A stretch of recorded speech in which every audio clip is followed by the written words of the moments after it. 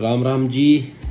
तो आज हम फिर दोबारा से एक नई स्टोरी के साथ में आप सब लोगों के साथ में। बुक का नाम है the old man and his god, written by Sudha Murty, और चैप्टर का नाम है the tale of two brothers, मतलब कि दो भाइयों की एक कहानी। तो सुधा मूर्ति शुरुआत कुछ इस तरीके से कर रही हैं कि वो जो है उस टाइम पे पढ़ाने के टाइम की बात है जब वो पढ़ाती थी। तो दो भाई थे, राम और श्याम नाम है उनका, और वो दोनों भाई जो है लगभग स्कूल टाइम से उन्होंने पढ़ाए और फिर उसके बाद आई थिंक एमसीए उन्होंने की। तो एमसीए में भी जो है लेक्चरर थी वहाँ पे सुधा मूर्ति, तो उन्होंने वहाँ पे भी पढ़ाया। तो लगभग कुल मिला के अप्रॉक्सीमेटली 7 साल सुधा मूर्ति ने राम और श्याम नाम के दो भाइयों को पढ़ाया है। अब राम और श्याम में इंटरेस्टिंग बात ये है कि ये दोनों भाई जो हैं ये दोनों के दोनों ट्विंस हैं। ट्विंस मतलब हम शकल, और एक साथ पैदा हुए हैं दोनों के दोनों। अब सुधा मूर्ति इनको बहुत अच्छे तरीके से पढ़ाती हैं और जो है क्या नाम है, कभी कभार इनके साथ कॉलेज टाइम पे मजाक भी कर देती हैं कि मतलब कि तुम लोगों की जब शादी होगी तो तुम लोग जो है, तुम्हारी जो वाइफ है वो तुम लोगों को कैसे पहचानेगी। तो ऐसे जो है ये दोनों बच्चे भी, राम और श्याम भी, बहुत सुधा मूर्ति को मानते हैं अपनी लाइफ में। तो फिर कुछ इस तरीके से होता है कि जब इनका कॉलेज पूरा हो जाता है तो ये दोनों भाई जो है अपना पढ़ लिख के आगे बढ़ते हैं और सॉफ्टवेयर इंजीनियर बन जाते हैं। तो दोनों के पास अच्छा खासा पैसे का, इनकम कमाने का सोर्स है। अब जो लड़के हैं उनके जो पिताजी हैं वो इंडस्ट्रियलिस्ट हैं, मतलब कि उनका जो है कुछ, मतलब कि इंडस्ट्रियलिस्ट यू कैन अंडरस्टैंड के जो है एक तरीका था जो क्या कहते हैं, मतलब कि फैक्ट्री वगैरह है उनकी कोई। अब फिर क्या हुआ है कि मतलब कि जो उनकी माता जी हैं, इन जो लड़कान की जो माता जी हैं राम और श्याम की, वे जो है वो प्रिंसिपल हैं। तो कुल मिला के फैमिली ये देख के पता लग रही है, दोनों भाई सॉफ्टवेयर इंजीनियर हैं, पापा जो इंडस्ट्रियलिस्ट हैं, और जो क्या नाम है, मम्मी जो है, मम्मी प्रिंसिपल है स्कूल में। तो मतलब कुल मिला के पैसा तो अच्छा खासा था उनके पास, पैसा की कोई कमी ना। तो वही है कि अब टाइम निकल रहा है, टाइम निकलते निकलते जो है एक दिन क्या हुआ है कि मतलब कि सुधा मूर्ति के पास उनमें तो एक भाई आवे और वो जो है शादी को इनविटेशन लेके आ रहा हो, मतलब शादी को निमंत्रण देने के लिए। हाँ मैडम जी है कि जी हमारी शादी है, और जैसे कि आपने कही कि हमारी तो शादी भी ट्विंस तो होनी चाहिए, तो हमें ट्विंस मिल गई और हम शादी कर रहे हैं, यहाँ पे शादी में जरूर आना।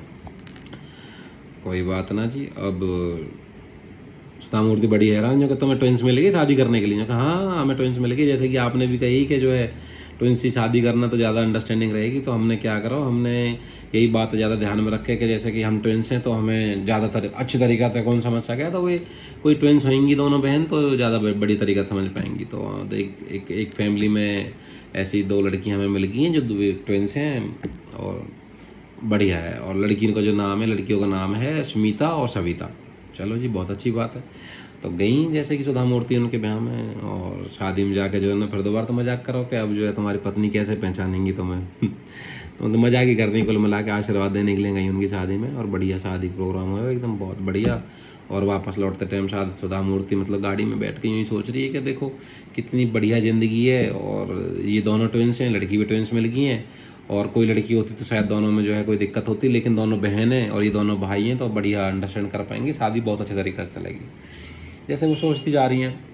अब क्या हो गया कि एक दिन जो है बीच में सुधा मूर्ति अपने किसी काम में लगी रहे, तो सुधा मूर्ति को एक फ़ोन आता है। अब फ़ोन किसको है?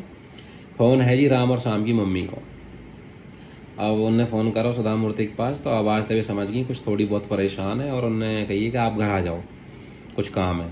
सुधा मूर्ति चली गई घर। अब सुधा मूर्ति घर गई तो उनने घर देखो कि मतलब कि जो घर उन्होंने पहले, जिस घर को एक मेन गेट हो, और उस घर के 2 मेन गेट हो गए। तो सुधा मूर्ति थोड़ी कन्फ्यूज हो गई कि यार मैं किसके घर पे आ गई हूँ, घर तो हूँ ना, मतलब शायद हो सके ये कहीं और चले गए हों, तो गलती जगह पे आ गई, मैं पूछ लेनी चाहिए पहले, पर ऐसा ना होवे। तो अंदर से क्या है कि राम और श्याम की मम्मी आवाज़ दे दे उन्हें, तो वो पहचान जाए और वे अंदर जाए। अब सुधा मूर्ति घर में घुसते हुए क्या देख रही है कि पहले जिस घर को एक गेट हो वह घर के 2 गेट हो गए। वह घर में जो ड्राइंग रूम है, ड्राइंग रूम के बीच में तो एक दीवार जा रही है, मतलब कि ड्राइंग रूम के 2 पार्टीशन हो गए। बेडरूम बड़े हो गए। किचन जो है, किचन क्योंकि थोड़ी सी शेप में ऐसी, तो किचन जो है अजीब सी हो गई है, मतलब क्योंकि दीवार खिंच गई ना। तो कुल मिलाकर उन्होंने महसूस करो कि पूरे घर में एक लंबी दीवार खिंच चुकी है। अब सुधा मूर्ति बड़ी हैरान है चीज़ देख के कि मतलब ये तो घर बहुत बढ़िया घर हो एकदम, इसको क्यों नाश क्यों कर लिया इनने ऐसे लाइन दीवार वीवार की। तो उनने पूछी हो कि माता तक कि क्या बात हो गई, ऐसे दीवार क्यों बना दी तुमने। तो वो थोड़ी सी परेशान होकर बोली कि यही वजह था हमें आप बुलाया हो कि राम और श्याम जो हैं इनमें दोनों ने में प्रॉपर्टी लेके लड़ाई बाजी, और एक वजह से जो है हमें दीवार खींचनी पड़ गई है। अब मतलब ये कोई बड़ी बात ना आवे, जनरली हर गांव में, हर शहर में, हर जगह यही हो गए कि दो भाई बड़े हो में पहले जो है वे दोनों अपना बढ़िया रहे में, खेलें कूदें, हर चीज़ एक दूसरे की केयर करें, पर शादी के बाद जब मैच्योर हो जाए तो प्रॉपर्टी लेके डिस्प्यूट हो में भाई भाई में। अब कमाल की बात ये हो गया है कि प्रॉपर्टी में जो डिस्प्यूट हो में वो जनरली जो है मतलब कि कहते हैं कि घर परिवार की वजह से हो गए, लेकिन यहाँ पे दोनों भाई की वजह से डिस्प्यूट हो रहे हैं। अब रीज़न क्या हो कि अब दोनों की शादी होगी तो वहाँ के मम्मी पापा, जैसे वहाँ के पापा रिटायर हुए तो उन्होंने सोची कि अब जो है दोनों भैया में बराबर बराबर हमें जो है प्रॉपर्टी डिस्ट्रीब्यूट कर देनी चाहिए, बराबर बांट दें, क्योंकि फिर ज़्यादा टाइम हो जाए तो फिर दिक्कत हो गए। तो उनने दोनों भाई ने कही भाई एक काम करते हैं, हमारे फार्म हाउस भी हैं, हमारे खेत खलियान है, घर है, तो दोनों भाई के लिए बराबर बराबर प्रॉपर्टी बांट देते हैं। लेकिन लड़ाई की बात क्या हुई, यहाँ दिक्कत ये हुई कि दोनों भाई कह रहे हैं कि हमें यही घर चाहिए, दोनों भाई ने वही फार्म हाउस चाहिए, कुल मिलाकर दोनों भाई ने सेम सेम चीज़ ही चाहिए। अब घर के क्या करें, तो या तो ऐसे हो कि एक भाई फार्म हाउस ले ले, एक भाई घर ले ले, या फिर एक भाई घर ले ले, दूसरा कहीं और जगह लेके वो हम घर बना ले। लेकिन यहाँ दोनों भाई के बीच लड़ाई हुई ना, सेम फार्म हाउस चाहिए, सेम ही घर चाहिए, सब चीज़ सेम चाहिए दोनों ने। तो उनके घर वाले ने फिर इनकी यह लड़ाई देखते हुए बीच घर में ही पार्टीशन करवा दी और अब ये दोनों अलग अलग रह रहे हैं।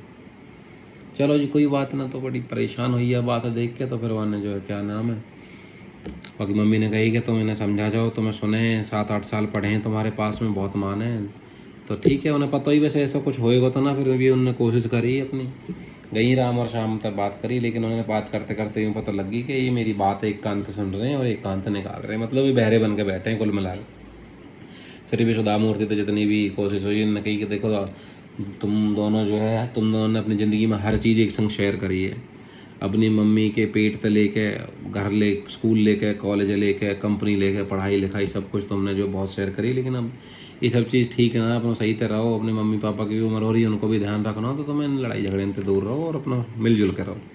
लेकिन नहीं, उन्हें कुछ भी समझ में ना आ रही, सुधा मूर्ति जो है वापस चल दी अपने घर।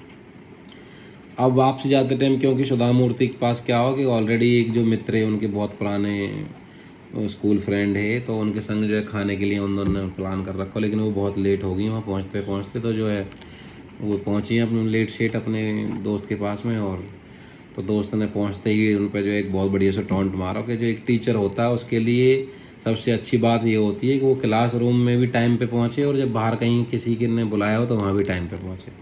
और सुधा मूर्ति हंसी है बात पे, हंस के माफ़ी मांगी और वे दोनों चल दिए। तो सुधा मूर्ति ने पूछी कि अब हम आज डिनर करने के लिए कहाँ जा रहे हैं, तो कौन से रेस्टोरेंट में जा रहे हैं, तो उन्होंने की कि रेस्टोरेंट में नहीं, आज हम जो है गांव में जाएंगे।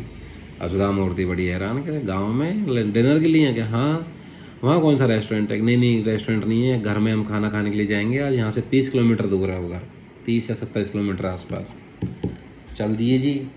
सुधा मूर्ति बैठ गई गाड़ी में, कोई बात ना। फिर भी सुधा मूर्ति ने पूछी कि किसके यहाँ घर, कहाँ जा रहे हैं हम खाना खाने के लिए, तो उसने कही हम एक फार्मर के घर में खाना खाने के लिए जा रहे हैं आज।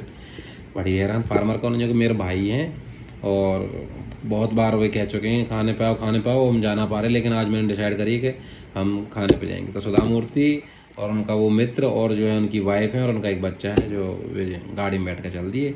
और फिर वहाँ ने एक मार्केट में गाड़ी लगाई और वहाँ से कुछ जो है मिठाई विठाई ली उनके मित्र ने। अब वे गाड़ी में, फिर भी जैसे कि हिंदुस्तानी की आदत है कि भाई ऐसा कौन सा भाई है। अब वो हैरान या हो जाता है क्योंकि जो उनका मित्र है उसके मित्र का क्या है कि वो अपने मम्मी पापा का ओनली चाइल्ड है। अब वो यूँ हैरान है कि इसको ऐसा कौन सा भाई आ गो जाके पास इतनी रात के खाना खाने के लिए जा रहा हो, उनके लिए मिठाई भी लेके जा रहा हो। तो सुधा मूर्ति थोड़ी सी क्यूरियसली पूछने लगी, पूछ रही हैं भाई कौन है दोस्त, हमें भी बता दो ये वो। अब बाहर के देश में तो ऐसा रहे कि मतलब कि आप ज़्यादा पूछ लोगे तो हो सके आप तो यूँ भी कह दें माइंड योर बिजनेस, अपने काम से काम रखो, इतना बोलने की जरूरत नहीं है। लेकिन हिंदुस्तान में जनरली लोग सबकी पर्सनल लाइफ में घुसने की कोशिश कर रहे हैं। तो सुधा मूर्ति ये भी फिर भी थोड़ी बहुत देर में रियलाइज होगी ज़्यादा ना पूछना चाहिए, तो चुप हो गए। तो हालांकि उनने अपने भाई का नाम बता दिया, हनुमाना नाम है उनका, और जो है ठीक है। तो दोनों चुप हैं गाड़ी में, अब चल रहे हैं बैठ के खाना खाने के लिए, अपने गाँव में जा रहे हैं। अब क्या हो गया, चलो फिर भी धीरे धीरे जो है दोनों चुप हो गए। लेकिन फिर उस दोस्त ने जो है बातचीत करनी चालू करी कि ये जो है एक स्टोरी है बहुत पुरानी, और इस स्टोरी का मतलब कुछ इस तरीके से है कि जब मैं मतलब बहुत छोटा ही था, वो 4-5 महीने का ऐसे कुछ, बहुत कम उम्र थी उसकी, दूध पीने की उम्र थी, तो उसकी माताजी गुजर गई। अब जब मम्मी गुजर गई तो जो है पापा स्कूल में मास्टर है अब लेकिन इसको क्या दिक्कत थी बचपन में कि इसको जो है गाय का दूध हजम नहीं होता था। अब जब गाय का दूध हजम नहीं हो रहा तो मतलब कुल मिला के माँ का दूध चाहिए। अब जब माँ का दूध मिले कहाँ से, माता जी गुजर चुकी हैं, तो क्या हुआ कि ये जो है दिन पर दिन कमज़ोर होने लग गया। दिन पे दिन कमज़ोर होने लग गो तो जो है कि पिताजी कुछ कर ना सके, लेकिन परेशान है बेचारे के बालक है जो है कुछ खिला पिला ना पा रहे, बच्चा कमज़ोर होता जा रहा था, ऐसा तो जी नहीं पाएगा। लेकिन होवे क्या है कि इनके घर में सीतप्पा नाम की एक लेडी, वे जो है इनके घर में काम करा करें। तो सीतप्पा जस्ट कुछ 4-5 दिन पहले ही बालक हुआ उन पे भी, तो सीतप्पा घर पे आई और सीतप्पा ने कही, अन्ना मतलब इनके पिताजी जो हैं मास्टर जी, उन पे कही कि अन्ना अगर आपको कोई परेशानी ना हो तो इस बच्चे को जो है मैं अपना दूध पिला देती हूँ। मास्टर जी ने बहुत सोची कि यार काम करने वाली के दूध पिएगा, और लोग बाग भी बहुत टोक रहे, रिश्तेदारों ने बहुत मना करी कि ना ऐसा ना करना चाहिए, गलत है ये वो। लेकिन फिर मास्टर जी ने अपने बालक के बारे में सोच के जो है हाँ कर दी। तो कुल मिला के 3-4 साल जब तक भी बच्चा मतलब दूध पीने लायक हो ही करे तो दूध पिलाया, और फिर वहाँ के बाद मतलब कि जब वहाँ को थोड़ा सा इम्यूनिटी सिस्टम, पाचन शक्ति जो है गाय के दूध झेलने लायक होगी, तो फिर जो है मतलब कुल मिला के 5 साल सीतप्पा ने जो है उस सीतक्का ने उस बच्चे को जो है पाला, मतलब कुल मिला के जो मित्र है सुधा मूर्ति के। तो अब मतलब कि एक तरीका से जिंदगी, नई जिंदगी दी है जो है इनके मित्र है। अब वो जो है, लेकिन वो अब ये भी जो है, ये जो लड़का है ये भी बहुत अच्छा रहता है। इसने क्या करो कि अब जैसे जैसे ही बड़ा हुआ तो इसने जो है क्या नाम है अपने धीरे धीरे जो है वहाँ पे खर्चा भेजना चालू कर दिया। और सीतक्का का जो बेटा है क्या नाम है उसका नाम हनुमान, हनुमाना जो है, हनुमाना को इसने क्या करो कि अपनी जो प्रॉपर्टी में तो आदर्श दे दियो। गांव के रिश्तेदारों ने बहुत अपोज करो, लेकिन यहाँ ने क्या है कि नहीं, इसकी जो माँ है वही मेरी माँ, एक तरीका से उसने हम दोनों को पाला है, तो हम दोनों एक तरीके से भाई हुए और हम दोनों की प्रॉपर्टी बराबर बराबर होनी चाहिए। तो इसने क्या करो अपनी पिताजी की प्रॉपर्टी जो भी ही इनके पास में, उसमें से आधा हिस्सा जो है कुल मिला के दे दियो हनुमान है। तो इन दोनों के बीच में बहुत प्यार है, और इसने बताई कि मैं साल में जो है एक बार अपने बच्चे को जो है वहाँ पे हनुमाना से मिलवाने के लिए ज़रूर लेके जाता हूँ, ताकि इसको भी पता रहे कि इसका कोई मतलब अंकल यानी कि चाचा है गांव में, घर परिवार के कुछ मेंबर हैं। अब सुधा मूर्ति बड़ी हैरान है इस बात सुन के कि मतलब देखो कितना प्रेम है इनमें। अब ये दोनों पहुँचे तो हनुमान जो है वहीं गली के बाहर खड़ा हुआ है ना पिक करने के लिए, और ये घर गए और मतलब सुधा मूर्ति देख रही दोनों भाई में इतना प्यार है कि मतलब खाते पीते इतना हंस रहे हैं, खेल रहे हैं, इतने प्यार से एक दूसरे से बात कर रहे हैं, और बढ़िया एकदम मन लगा के कुल मिला के घर को जो एक बहुत बढ़िया माहौल रह कर है इनने वो माहौल देखा हो। अब सुधा मूर्ति जो है बैठी बैठी सोच रही हैं कि मतलब कि किस्मत कैसी है या फिर डेस्टिनी कैसी है कि दो भाई जो एक कोख से पैदा हुए और समय समय के संग वो एक दूसरे से अजनबी हो गए, और यहाँ एक लड़का है जो कि काम करने वाली जो लेडीज हैं उनका बच्चा है, और एक ये है जिनके यहाँ वो काम यानी कि मास्टर जी का लड़का है, और ये दोनों अलग कोख से पैदा हुए, अलग अलग रहे, लेकिन फिर भी इन दोनों के बीच में ऐसे प्यार है जैसे कि ये एक ही माँ के बालक हों।